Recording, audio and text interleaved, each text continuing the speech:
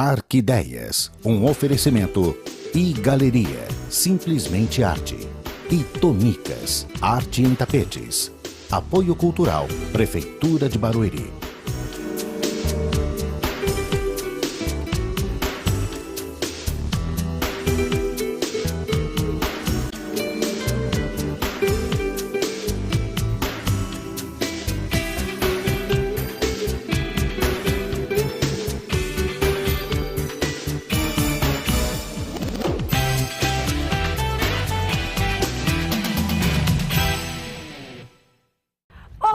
O Arquideias de hoje começa de um jeitinho bem diferente. Estamos no Centro Histórico de Santana de Parnaíba e vamos falar um pouco dessa arquitetura colonial e um pouco da história dessa cidade que encanta a todos que por aqui passam.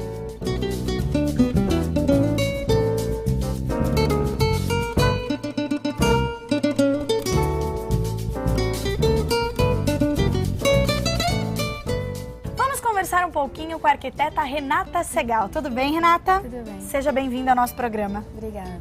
Renata, nesse ano a cidade de Santana de Parnaíba vai completar 432 anos de muita história. Eu queria que você falasse um pouquinho sobre isso. É isso mesmo, Camila. É muita história. Santana de Parnaíba é do final do século XVI, mais precisamente 1580, quando André Fernandes e sua mãe, eles construíram uma capela em homenagem a Santa Ana.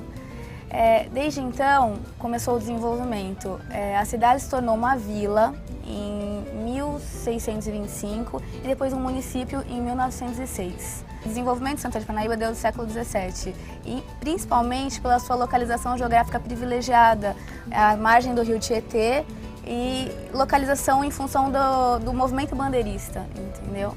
As construções do centro histórico, elas são predominantemente do século XIX. Então, assim, a maioria das casas, ela é no alinhamento do lote, elas são, em grande parte, geminadas, os telhados são duas águas, o beiral no alinhamento da calçada. E a técnica construtiva empregada é a taipa de pilão e o pau a pique. E ainda hoje, a gente encontra casas com essas técnicas construtivas aqui no centro histórico. Como é que a cidade conserva até hoje essas características? O que é muito importante para a cidade conservar essas características é o fato dela ser uma cidade tombada. Nós temos um núcleo histórico tombado, que foi tombado em 1982 pelo CONDEFAT, Conselho de Defesa do Patrimônio Histórico, Arqueológico, Artístico e Turístico do Estado de São Paulo. E graças a esse tombamento feito pelos órgãos de defesa do patrimônio e a medidas de preservação, que são o restauro, e outras que também são promovidas aqui na cidade pelo projeto Oficina Escola, que a cidade se mantém como ela é, um dos maiores e mais importantes centros históricos de São Paulo, do estado de São Paulo.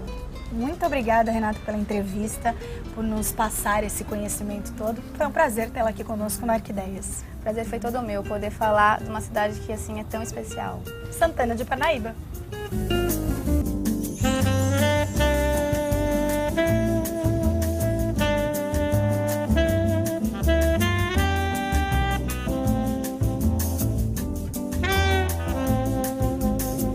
E aqui ao meu lado, uma excelente profissional, a arquiteta Célia Benhar. Tudo bem, Celinha? Oi, Camila, tudo bem? É um prazer estar aqui no Arquideias com vocês, nessa cidade linda que é Santana de Parnaíba. O prazer é todo nosso. Aproveitando para falar um gancho cidade linda, concordo com você. Eu queria que você falasse um pouquinho pra gente sobre a arquitetura dessa cidade.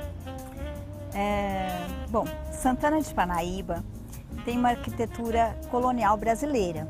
Essa arquitetura, ela surge desde 1500, que é a data do descobrimento do Brasil, até 1822, que é a data da independência. O material usado nas construções da época era o material que a gente tinha aqui em abundância, que era o barro e a madeira. As casas inicialmente eram feitas de palha, a cobertura, e posteriormente com telhas de barro. Elas seguiam as cartas régias, porque a intenção dessas cartas era manter o mesmo formato das cidades de Portugal, para que a colônia ficasse com a cara das cidades de Portugal. Que interessante! Então, precisava usar todo o limite do lote nas laterais e à frente, o limite da frente era a rua. As casas eram com piso de chão batido, de terra batida, E as mais ricas, os sobrados, na parte de cima o piso era madeira e a parte de baixo também era terra batida, onde eram abrigados os escravos, às vezes até uma lojinha.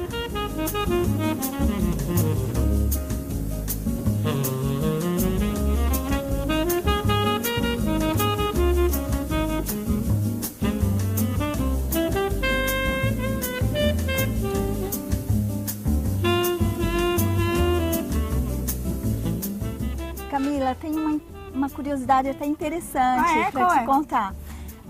As casas nessa época não tinham nem jardim e nem calçada. As calçadas surgiram depois, quando apareceu o tráfego. E as pessoas ou moravam na cidade ou moravam numa chácara. Os ricos tinham as duas casas, passavam a semana na chácara e domingos e dia de festa estavam na cidade. Tá certo, Celinha, muito obrigada pela entrevista. Eu pude aprender muito com esse bate-papo e eu tenho certeza que você que está em casa também pode aprender um pouquinho mais sobre a arquitetura colonial brasileira. Obrigada pela presença. Eu que agradeço, Camila, de poder estar aqui com vocês participando do programa. O prazer é nosso. Tchau, tchau. Tchau.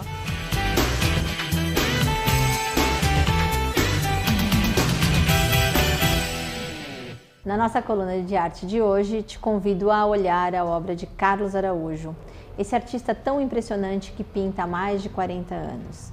E nos últimos 25 anos tem se dedicado ao tema bíblico. Podemos apreciar, inclusive, no seu livro Bíblia Citações, um compêndio de sua obra. Lá, ele colocou imagem das obras mais pertinentes a cada passagem da Bíblia.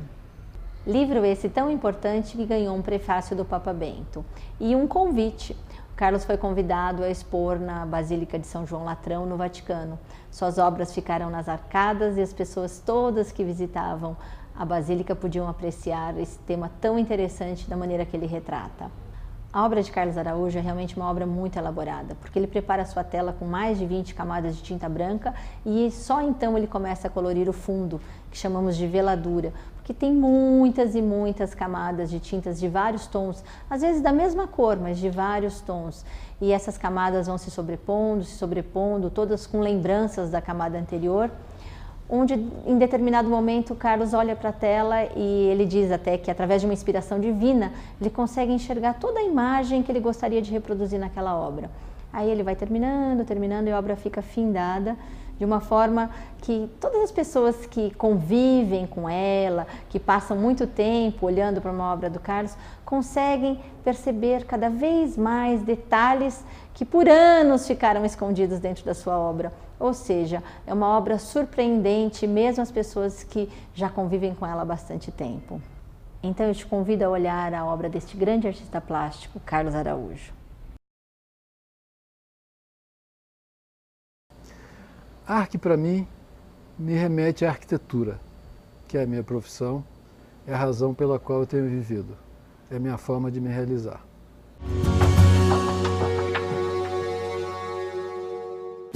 Nascido em Nova York, atualmente vivendo na Flórida, designer de interiores formado pela Universidade de Maryland, com seu estilo contemporâneo e luxuoso, Steven possui uma cartela de clientes entre celebridades e atletas.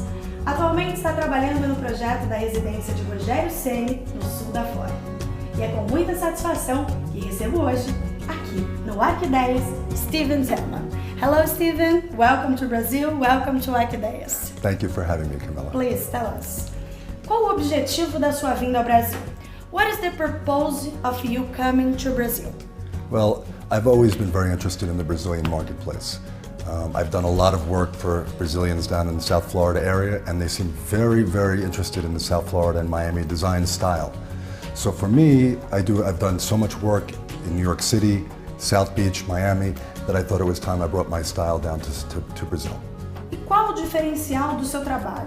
What's the difference of your work? Well, I don't design following just today's trends. I feel it's very important that design, even though it's contemporary, is timeless. I'm very careful that when somebody does a design with me, it not only is beautiful today, but is beautiful 20 years from now when they're in their residence. It's my pleasure to see somebody in a home 20 years later that they look at today and is still so proud of. If you look at my portfolio, I have jobs that have been in there 10, 15 years that are still beautiful and gorgeous and contemporary for today's standards. Qual a expectativa para o mercado brasileiro e a ligação que você fará entre Brasil e Estados Unidos? What are your expectations for the Brazilian market and the connection we will make between Brazil and the USA? Well, I love the Brazilian people. They live life with such love and such passion, and they're friendly, and I live my life for passion. My whole world, my design world is about passion. I always say to people, you can always fake talent, but you can never fake passion. And to me, that is the most important thing in design. I have designed so much work for Brazilian clients, and my staff itself down in South Florida, which is multinational and multicultural, is 50% Brazilian. I feel I have a very good pulse on the Brazilian marketplace. I'm very excited to bring my talents here, and I'm very excited to show them the passion in my style of design and what I can do for them. Fala pouquinho da sua parceria com a Perla Lite. Tell us a little bit about your partnership with Perla Lite, please. Well, Perla and I have known each other for over 20 years and known about each other's talents for over 20 years. When Perla and I first put this together and decided to come together as one, we met and we talked, and we found that we have a lot more in common than we originally anticipated. We both are very passionate, we're both very friendly, we both want the same out of our work and what we want to achieve in our business. The only difference is our design styles. And people always said, how do you put together these two design styles?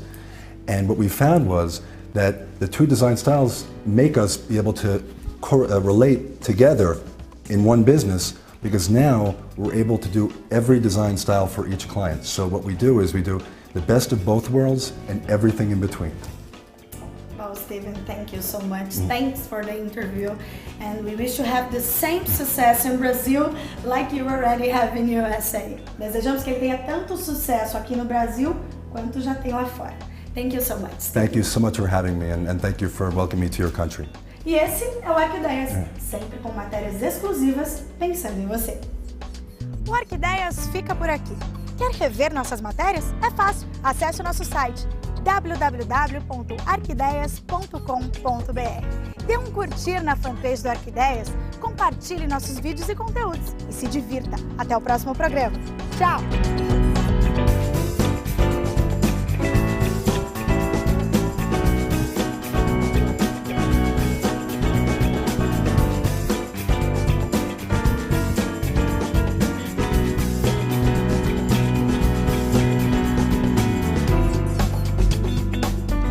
Arquideias, oferecimento iGaleria, simplesmente arte.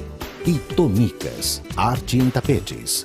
Apoio Cultural, Prefeitura de Barueri.